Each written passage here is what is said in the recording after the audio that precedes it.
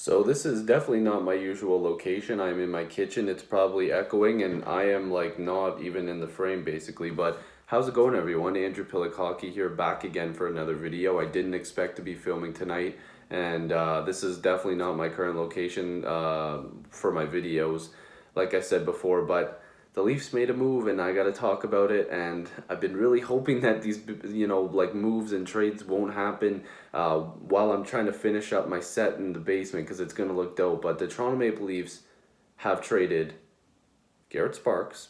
Okay, Garrett Sparks' time in Toronto is over, which kind of sucks. He's a great guy. I'll get to that in a second. But they acquired a fourth round pick and David Clarkson. Now, a lot of people are probably already looking at this, and we've seen it all over Twitter, and I need everybody to relax.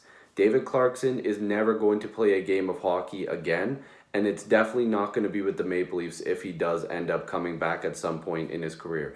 David Clarkson will be on the long-term injured reserve. The Leafs have the cap space to be able to do this, even with the 10% over, whatever. They're able to do this because he is going to be on the LTIR. Keep in mind, to start the season, Travis Dermott and Zach Hyman are also guys that Dubas is going to be finagling with the cap. And oh my God, I can't remember his name, but the guy who works for the Leafs. And of course, my fridge decides to turn on and make noise right away. Brandon Pridham, the cap master. I keep forgetting his name, but again, guys, sorry for the lack of great production here. This is clearly not something that you want to click onto when you're watching a hockey channel. But getting to Garrett Sparks, last year was not a good year. 3.15 goals against average, .902 save percentage.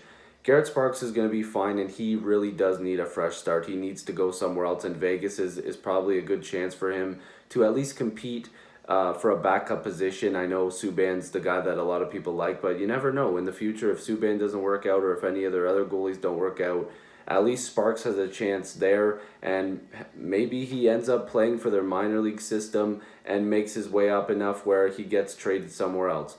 The way I look at this is Dubas probably looked into the market for Garrett Sparks because there's been rumors about this for a couple months, and realized that Garrett Sparks wasn't attracting much attention on the trade market. So what does he do? The Toronto Maple Leafs flex their money, I guess money muscle you could call it, and are going to put David Clarkson on LTIR and pay him whatever they need to do. I think his base bonus and stuff like that is being paid, so it's not going to be very expensive. But this also helps Vegas. They don't want to pay him on their cap or on the LTIR. But Dubas was able to fetch a fourth round pick for Garrett Sparks essentially because in Toronto, this is almost like free picks, to be honest, or a free pick because, I mean, guys, like the Leafs don't have to really worry about the money, and because it's not against their cap. Again, I'm going to explain this because there's going to be comments, I know it. This does not go against their cap. He is going to be on the LTIR. And we know David Clarkson's been with the Leafs before, so some people are really confused. He's not going to be playing. He will not play for the Toronto Maple Leafs again because he already has. So break out your 71 jerseys if you guys want to.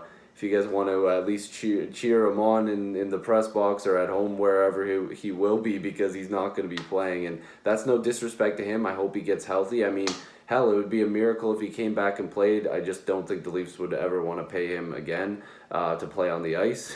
So good for Garrett Sparks. I've seen him do a lot of great things for people, like at the Leafs camp when a lady said that her son was in the military. I believe that's what it was.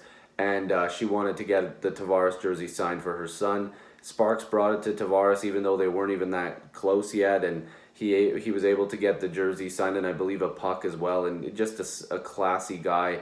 I went to the same high school as him. He's always been really nice. We did timekeeping together for a couple games, and we also talked at the training camp, and he's just a super nice guy. So this is just a cap move for both teams. And I don't even know how I've been talking about it for this long. But sorry, if you're new to this channel, make sure to subscribe. Don't worry, this echoey background with family stuff in the background is not my usual background. I am working on a dope set for my videos, and I can't wait for you guys to see it. So if you're new, make sure to subscribe. I'd love to have more hockey conversations with you. Join the squad. Let's get to 7,000 subscribers. I'll see you in the next video or stream. This is awkward because I have to turn it off. Peace.